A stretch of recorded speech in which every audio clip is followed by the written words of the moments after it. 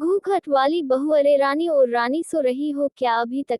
रानी की जेठानी जोर जोर से चिल्ला रही थी घर के आंगन में खड़े होकर। रानी यानी मैं।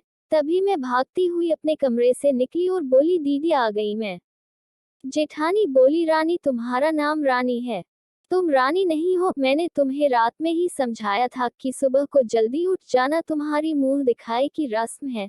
मैंने बोला कि दीदी रात को नींद ही नहीं आई, जगह नहीं है, और मन में थोड़ा डर था कि सुबह आंख नहीं खुली तो। रजनी दीदी हंसती हुई बोली, रानी मेरी प्यारी देवरानी, जल्दी से घूंघट कर लो, अगर माँ जी आ गई तो हंगामा हो जाएगा। मैंने घूंघट किया ही था तभी माँ जी वहां आ गई और कड़कड़ाती आवाज में बोली, चलो अब क्या यही गपशप मारती रहोगी तुम दोनों, हमने चलना शुरू ही किया था।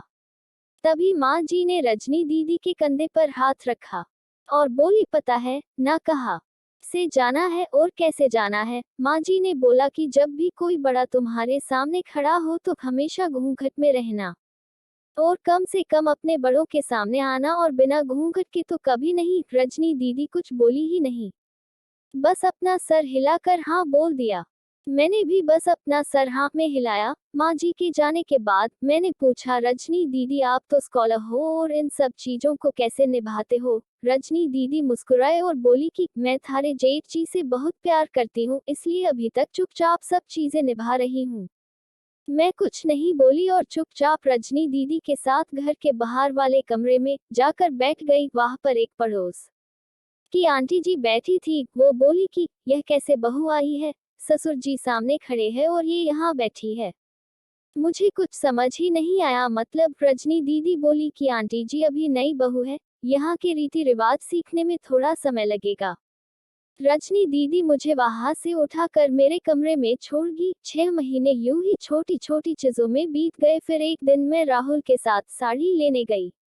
राहुल का फोन आया और वो दुकान से बाहर बात करने चला गया। साड़ी की दुकान पर मैं बेधड़क होकर साड़ियां देख रही थी। तभी साथ में बैठे हुए अंकल जी खान से एक बार, फिर 2 बार, फिर 3 बार मैंने साड़ी वाले भैया से बोला कि भैया इन अंकल जी को पानी दे दो, बहुत खांसी हो रही है इन्हें।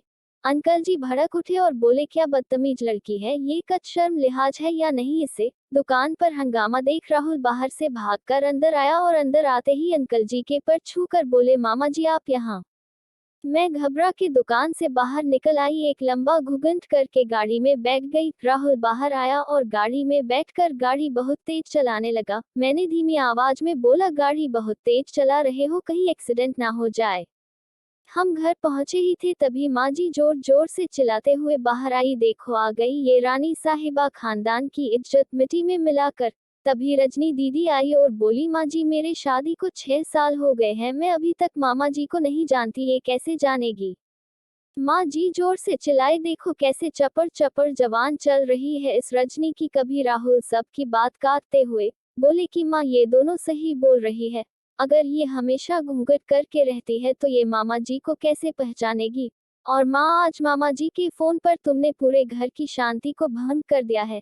ये वही समाज है जिसने सीता मैया पर भी उंगली उठाई थी। पिताजी और जेठ जी ने भी अपना पक्ष राहुल के साथ ही रखा। माँ जी थोड़ी देर सोचने के बाद वापस रजनी दीदी और मेरे पास आई और बोली कि तुम दोनों को अपनी मर्यादा पता है, मुझे उम्मीद है कि तुम कभी भी मेरा सिर शर्म से नीचे नहीं झुकने दोगी। हम एक ही परिवार के सदस्य हैं, हमें हमेशा साथ रहना है, अच्छा वक्त हो या बुरा वक्त, हर सदस्य को अपनी मर्यादा पता है। माँ जी ने मुझे और रजनी दीदी को गले लगा लिया।